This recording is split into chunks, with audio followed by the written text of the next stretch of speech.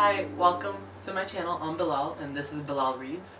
So today I guess I'm doing a book haul because I'm here to talk to you about these books that I have here. Of course this isn't a book, this is my Kindle, but it has books on it. So I'm here to talk to you about these few books which I bought recently. So therefore this is my first haul video. So welcome. So I don't know, but I really don't like to know much about books when I start reading them because I feel like going in with very little or very low expectations, I told you synonyms, but very little to no expectations for a book is the best way for me to not feel disappointed by books, because a lot of the times if I have high expectations of a book and it doesn't meet it, I feel kind of cheated. Especially when I spend my own money, as I have with these books. And so I really do like to get my money's worth out of books. So for me, the best way to do it is to go in with a very, very, very brief and light synopsis of a book. So that way I don't come out feeling disappointed or let down. So yeah, so I guess I'll just get into this of all the books I have. So the first book I have here is Leah on the Offbeat by Becky Albertalli. And so this, of course, is the sequel to one of my favorite books of last year, which was Simon and the Homo Sapiens Agenda. You might know it as the book behind the movie Love, Simon, which is right here on the cover. I don't know if you can see that. But yeah, so I tried to start this book, but I just didn't. It's not any fault of the book. I think I got a page in and just fell asleep, and I didn't pick it up since. But so this book is about Simon's friend, best friend, Leah, and how she's bisexual and she has to come to terms with her bisexuality and also come out to the world and to her friends as bisexual.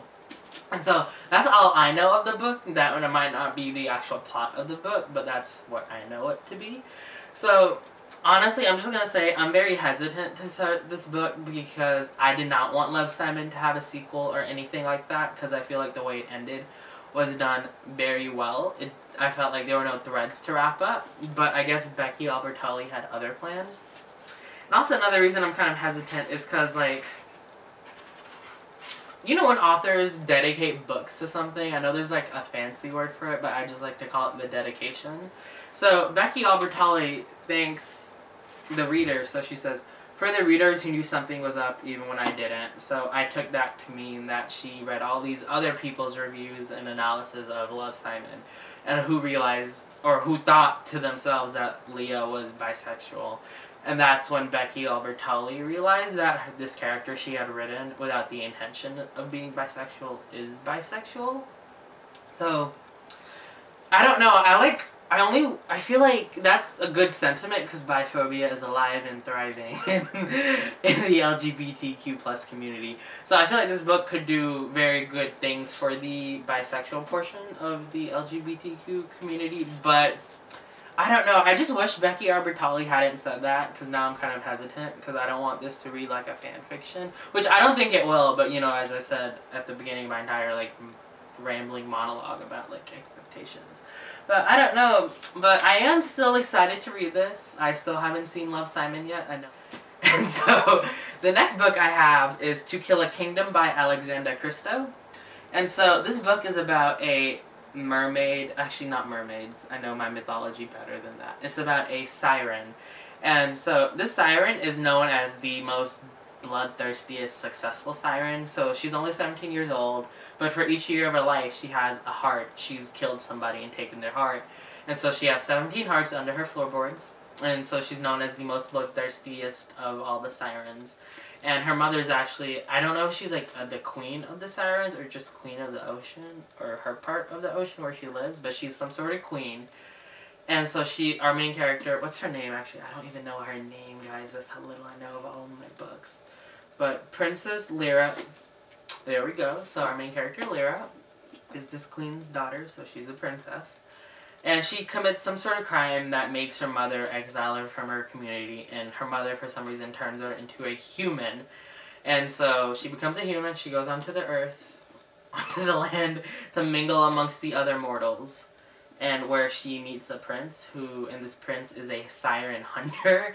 And so I immediately want them to fall in love, because I'm that piece of shit who ships people who hate each other. And so, yeah, so I think this book is about them having to trust each other for some reason. and I think they fall in love. I'm talking about. I think these next 2 books have been very much talked about on BookTube. So let's get into them. So this book is The Children of Blood and Bone by Tomi Adeyemi. I'm probably butchering her name. I'm really sorry.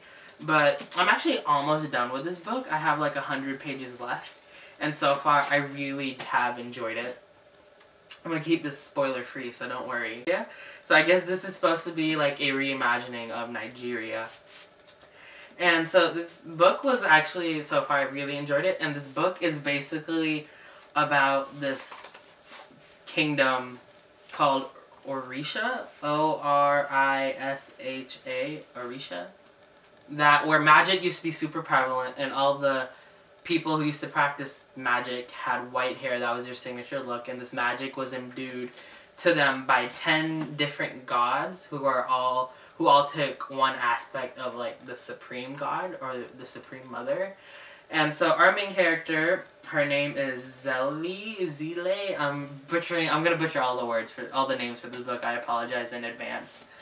And so our main character used to be has magic in her blood, but because the king who took control hates hates all practitioners of magic, he severed the connection that the gods had with the people who could practice magic. And so basically magic is forbidden in this kingdom. And so I don't know, honestly, I didn't even read the fact, but this book, when I started reading, I just started reading it because so many people on BookTube started reading it. And so, yeah, okay, I didn't want to spoil it for you guys. So basically, what ends up happening is this king, he finds this scroll. It stumbles upon him from his commanders. And this scroll can bring magic back. It's one of the sacred objects. And what ends up happening is the king's daughter, I'm going to butcher her name, but Amari, her best friend is her handmaiden who has the white hair. She's the practicer of magic. And so she is a sympathizer, so she steals the scroll, stumbles upon Zili, and they embark on a mission to bring magic back to the kingdom. But they're pursued by Amari's brother, Inan, the crown prince, who absolutely hates magic. And so, yeah, that's the basic plot of the book. All I'm going to say is that it goes in a different direction than what the plot will make you think. The other book that I feel like a lot of people have been talking about is Legendary by Stephanie Garber, because this is the sequel to Caraval, which came out last year. And I also know very little about this book. The only reason I got it is because I loved Caraval So I actually really like Caraval. I know some people say it has its problems, but that's their opinion. And my opinion is that the book was pretty good for what it was. And so I'm kind of excited to read the sequel, especially because it focuses on her sister Donatella, who was disserviced in the first book. I'm trying to keep the spoiler free. And so it focuses on her re-entering the world of Caraval and competing in the tournament again. That's all I know about the book. So we'll see what happens. And then the other 2 books I have are on my Kindle. The first book I have on my Kindle, I'm also halfway done with it. Almost, I'm on 48%. It's called They Both Die at the End by Silvera. It's like in this dystopian futuristic world where on the day that you're going to die, you get a notification that says you have 24 hours to live. You don't know how, when, where it's going to happen, who's going to do it, or anything. So you just get this notification, and there's these different apps you can use to connect with other people. I think they're called deathers. So you and somebody else, or a couple of people who are also going to die on this day, can basically spend your last day together. So our book, And They Both Die in the End, follows our 2 main characters, Mateo and Rufus.